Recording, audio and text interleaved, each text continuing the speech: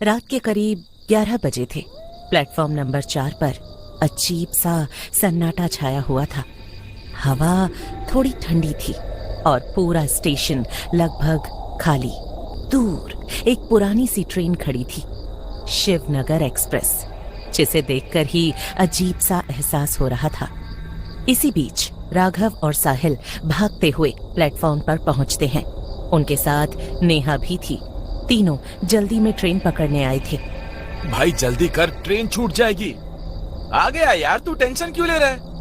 हाँ, प्लीज बस सीट मिल जाए, मैं बहुत थक गई हूँ। हाँ।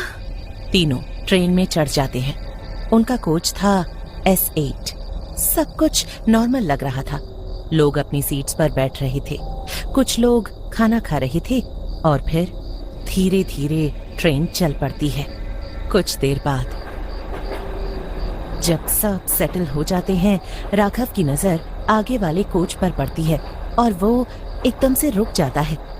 अरे एक मिनट, ये क्या है? क्या हुआ?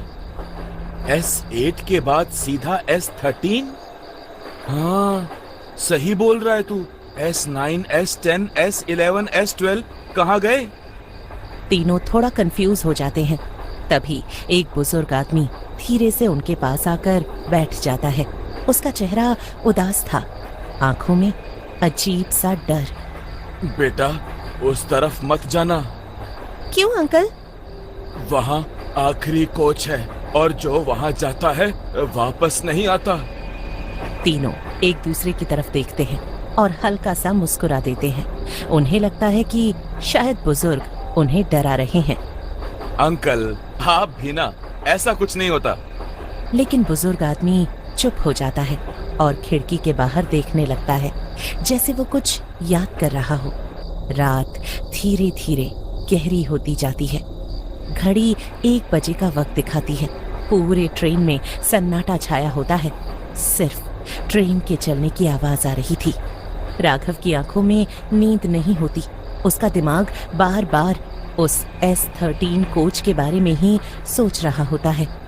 साहिल, उठ, चल एक बार देख के आते हैं। क्या है यार, सोने दे। चल ना, सिर्फ एक बार देखते हैं, फिर आ जाएंगे। तुम लोग कहीं जा रहे हो? मैं भी चलूंगी। तीनों धीरे धीरे उठते हैं और बिना आवाज के S13 कोच की तरफ बढ़ने लगते हैं। जैसे ही वो उस कोच के पास पहुंचते हैं, उन्हें महसूस होता है कि हवा अचानक ठंडी हो गई है। दरवाजा आधा खुला होता है और अंदर अंधेरा होता है। ये थोड़ा अजीब लग रहा है। मुझे वापस जाना है। तभी एक धीमी सी आवाज गूंजती है, मत जाओ। तीनों वहीं रुक जाते हैं। उनके पैर जैसे जम गए थे। तभी एक सीट के नीचे से धीरे धीरे एक हाथ बाहर निकलता है, जला हुआ, काला, उंगलियों पर खून। भागो! जैसे ही वो मुड़ते हैं, दरवाजा जोर से बंद हो जाता है। आवाज पूरे कोच में गूंजती है, डोर खोलो प्लीज। तभी पीछे से हल्की सी हंसी सुनाई देती है, धीरे और डर से भरी हुई। तुम लोग भी आ गए। तीनों धीरे से पीछे मुड़ते हैं और जो वो देखते हैं उससे उनका खून जम जाता है। एक औरत सफेद साड़ी में, लंबे बाल, चेहरा आधा अंधेरे में और आंखें बिल्कुल काली।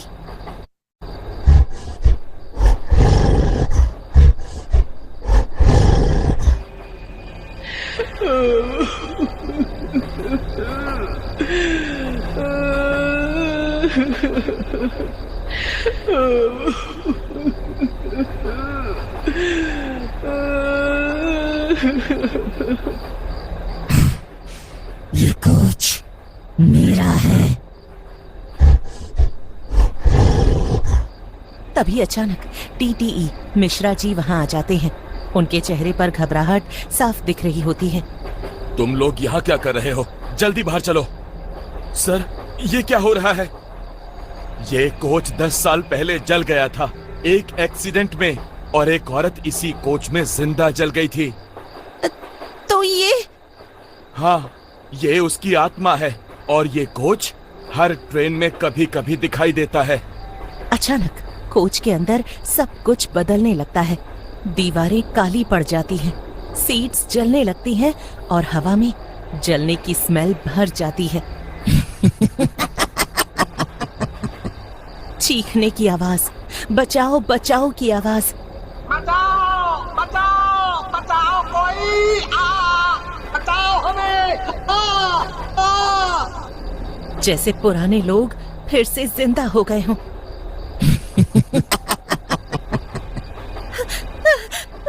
मुझे यहाँ से निकलना है। विंडो तोड़ते हैं। साहिल और मिश्रा जी मिलकर विंडो तोड़ने की कोशिश करते हैं, लेकिन ग्लास बिल्कुल नहीं हिलता। कोई नहीं बच सकता। तभी वही बुजुर्ग आदमी वापस आता है। उसका चेहरा अब शांत होता है। मैं इसे रोकूंगा, तुम लोग भागो। अगर यहाँ रुक गए तो सब मारे जाओगे। जाओ। वो धीरे धीरे उस औरत के सामने जाता है और आंखें बंद करके मंत्र बोलने लगता है। अचानक कोच जोर जोर से हिलने लगता है, लाइट्स ब्लिंक करने लगती हैं, औरत चीखने लगती है। दरवाजा धीरे धीरे खुलने लगता है। जल्दी भागो। राघव, साहिल और नेहा पूरी ताकत से भागते हैं और कोच से बाहर आ जाते हैं। और जैसे ही वो बाहर आते हैं, S13 कोच आंखों के सामने से गायब हो जाता है। सुबह होती है, ट्रेन अपने स्टेशन पर पहुंच जाती है। सब कुछ नॉर्मल लग रहा होता है, जैसे कुछ हुआ ही नहीं। तीनों चुप होते हैं, किसी में हिम्मत नहीं होती बात करने की। तभी राघव अपनी पॉकेट में हाथ डालता है और एक पुराना सा टिकट निकालता है। ये क्या है? टिकट पर लिखा होता है कोच S13, डेट 10 साल पुरानी। रात को जब राघव घर पहुंचता है, सब नॉर्मल लग रहा होता है, लेकिन उसका दिमाग अभी भी उस रात में अटका होता है। वो मिरर के सामने खड़ा होता है और अपने चेहरे को देखता है, और फिर उसके पीछे धीरे धीरे एक साया उभरने लगता है। वही औरत, सफेद साड़ी, काली आंखें।